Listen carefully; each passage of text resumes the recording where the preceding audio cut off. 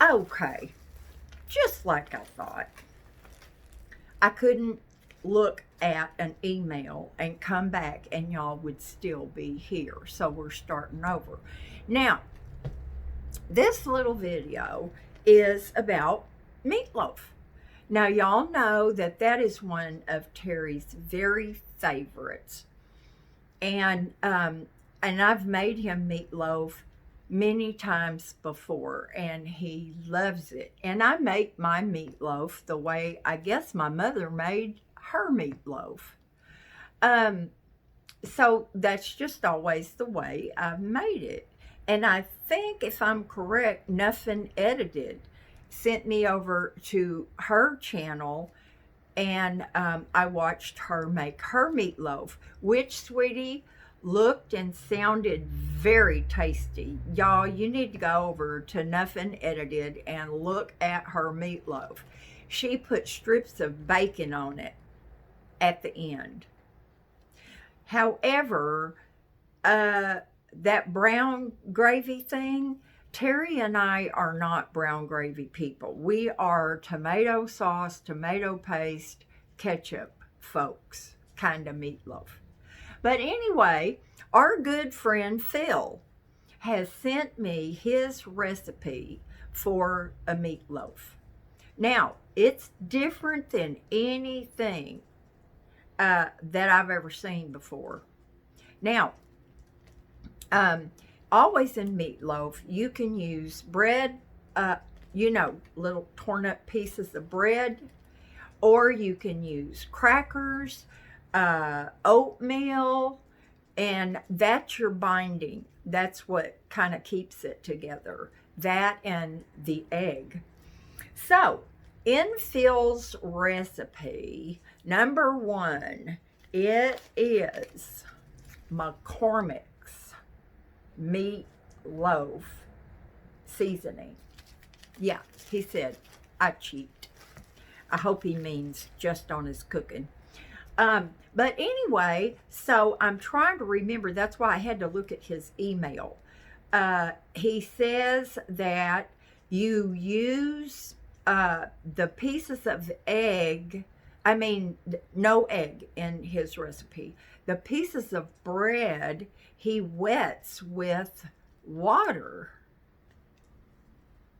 Okay. Never heard that before. Now, I have heard of milk.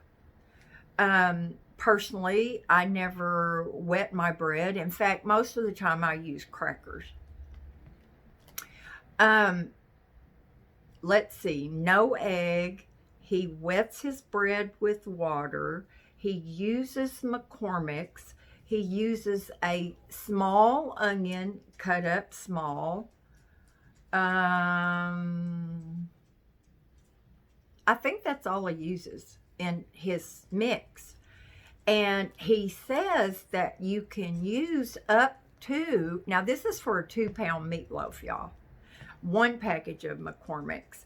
I think he finally told me it's 2 or 3 pieces of bread. Now, y'all, he was so sweet. He emailed me the recipe. He put it in the comments so y'all could see it. And then he has sent me, and so you shape your meatloaf, and it's supposed to be gummy, but it'll hold together. And you shape it, and then he said, this is very interesting, you shape it and you put it in a roaster, and you cover it, and you cook it for about an hour and a half at 325 degrees. And you put ketchup all over it, and you put it all around the sides and the top. And here's the, I have cooked meatloaf different ways. I've made mini meatloaves in the oven. I've made regular meatloaves in the oven. And I have made mini meatloaves in a frying pan. But I've never cooked a meatloaf in a roaster. But here's the interesting part. I mean, a roaster's a pan, y'all. Um, he said to put an inch of water in the bottom of the roaster. Now, Phil, the stalker, sweetie, do I put my meatloaf on the bottom of the roaster and then I put an inch of water where my meat is? Do you really do it like that? I'm sorry, I shouldn't be wrinkling my nose or making a face, but I mean, that's pretty out there to me. This old country girl, you know, we weren't fancy. We threw some stuff together in with that hamburger meat, threw it in the oven in a pan, covered it with ketchup, and there she went. 350 for an hour.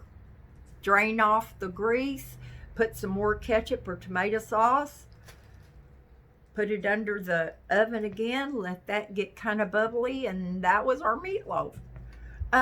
So there's still a thing or two that needs clarification. And y'all, he's so funny. He said something about we've got until the 26th for you to get this down. And you probably want to do a practice run. Phil, I'm telling you, you crack me up, sweetie. Yeah, okay. So what I had to do today, y'all, was besides go to the mailbox, I had to get some McCormick's and some bread. Now, y'all, I've kind of quit eating bread. I haven't bought a loaf of bread in quite a long time because I just don't eat it all. I used to eat a lot of toast. I used to eat my eggs on top of toast. It's just kind of one of those things I've kind of gotten, you know, out of. I don't even have my toaster out anymore because I just kind of quit using it. But anyway, so I had to buy this loaf of bread. And yes, I have tried the thing of putting a few slices in a Ziploc bag and putting them in the freezer. And what happens is they stay in there so long that they get that icy stuff in there. I don't like that. In fact, last night I had a Stouffer's tuna noodle frozen dinner in there. When I opened that thing up, it was covered in that freezer. I call it freezer burn. And I scraped it all off and I cooked it, and I didn't eat all of it. But anyway, I'm going to do my best, Phil, but you've got to send me a message now because I'm going to do a run today. So I need to know like that. And I'm going to send you an email. Do I put an inch of water so that my meat is sitting in the water? Now, I have to tell you, I like my meatloaf to be the texture that I can cut it in slices with a knife. I don't like to have it like soggy where, I can't even cut it. I have to spoon it out of the pan. So help me out here, Phil. And you know it's what we all get used to. Some people like a lot of sauce on their spaghetti. Some people like great big meatballs. Some people like itty bitty meatballs. Some people don't like meatballs in their spaghetti at all. And some people like me, I just like enough sauce to toss my spaghetti in. And I cut it all up with a fork and knife. So it's easy to eat. None of that twirling with the big spoon like my mother always did. No. I'm like a child. I like my food easy to eat. So anyway, but I am going to give this a shot today, but I need to know about sitting this meatloaf in the water. Because, hun, I don't know. I might be able to wet my bread with some water. Oh, one more thing, y'all. I told him in an email that I'd heard of, soaking your bread in some milk. Oh, no. Oh no, Phil says, no, no, no. Water has no taste. You're going to mess up the meatloaf. Milk has a taste. You don't want to taste baked milk. Phil, you've got plenty of time to hop on a plane or walk before the 26th to come and fix Terry a meatloaf. But here's the thing, y'all. I know there's always a thing with Debrajoy. As I was thinking about putting Terry's birthday lunch together, there is something besides meatloaf that he loves better than anything. He said better than anything that I have ever cooked. And I've cooked a lot of different stuff, y'all.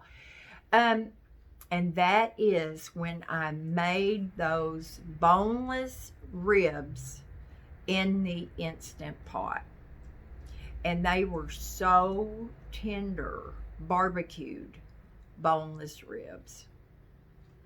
Now, when I do my ribs, I used to do them in the oven, but I always used a lot of barbecue sauce and chopped up green pepper and onion. That's just the way my family liked them. And so that's how I made them in the Instant Pot. But, so the meatloaf is going to be a very nice surprise for Terry because I haven't made it in a while. And I'm going to have to make him ribs for his birthday because that's what he really liked. He talks about them every once in a while. When we're eating, he'll say, "This is good, Debbie." He calls me Debbie, and older people do, and so. But then he'll say, "But boy, nothing is as good as those ribs you made." I'm glad I remembered that. So Mr. Terry is going to get ribs, and he could eat mashed potatoes every day, just like I could. So I think with the meatloaf, I'm going to roast some baby potatoes. And green beans. He loves green beans. That's his favorite, but he's not getting that today because he's going to get that on his birthday. So anyway, Phil, I hope you can answer me. It is 10:30 my time. And I'll probably put this in the oven about 11:30 or 12. And he doesn't even know that he's coming today for lunch. And if he can't come today, then this will happen tomorrow. But either way, let me know. Because that's setting my meat in water. I don't know if I can do that, Phil. So y'all chime in. Tell me what you think. And I'm going to put this video out right now because this is important. Do something fun, and I will talk to y'all later. Hopefully no more today. Bye now.